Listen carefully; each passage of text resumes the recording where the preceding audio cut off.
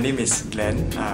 Before I came to Duke-NUS, I was actually from NUS and I did my degree in life sciences with my specialization in biomedical science.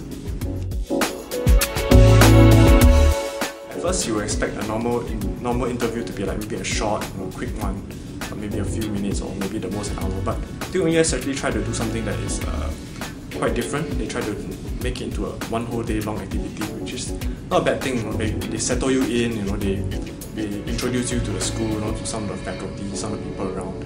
So you mix around with other applicants, and you do some of the team lead, some things that actually go through with you. You realize that it's not really very individualistic as far as what other interviews used to be. This interview actually tries to make you work together with other applicants, and that's for the early morning side. And of course, there's also the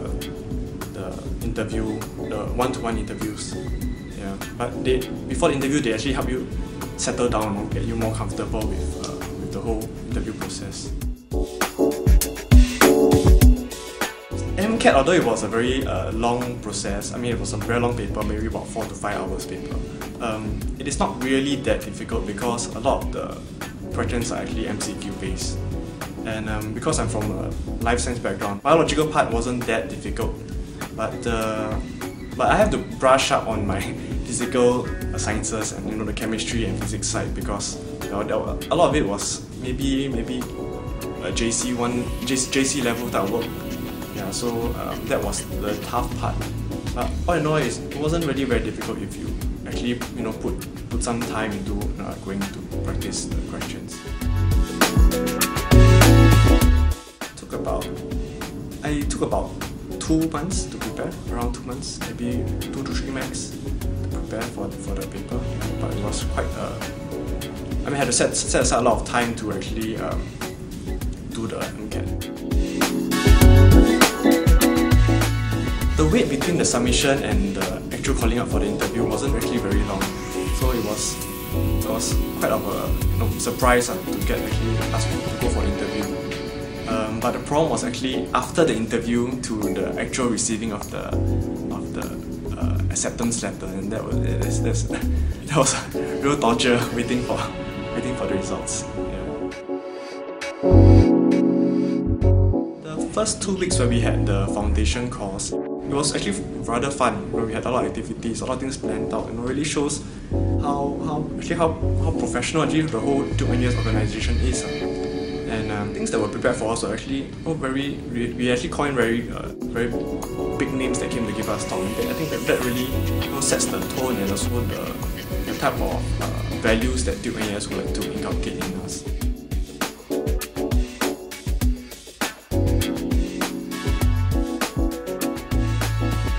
I think the learning strategy that Duke-NUS is trying to impart is really very useful.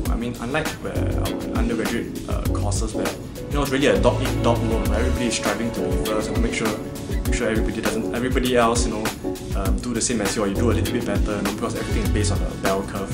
But here in Duke-NUS it's actually very different. You really have to work with your teammates. You really want your friends to do well, and your friends really want you to do well. And that's where I feel it's very different. The learning environment is so much better and so much more comfortable in a sense. And the faculty is really amazing.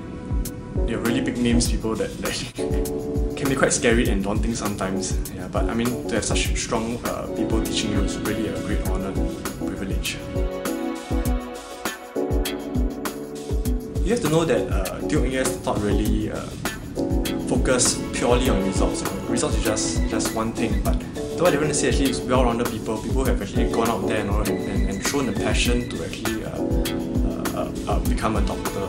I think that Duke-NUS do not just focus on just the results. I think you need to actually go out and do some voluntary work. Not just totally always focus on study and focus on studying. And go out there and maybe find some area you're interested in, or somewhere you're passionate about. Serving people, about learning medicine, about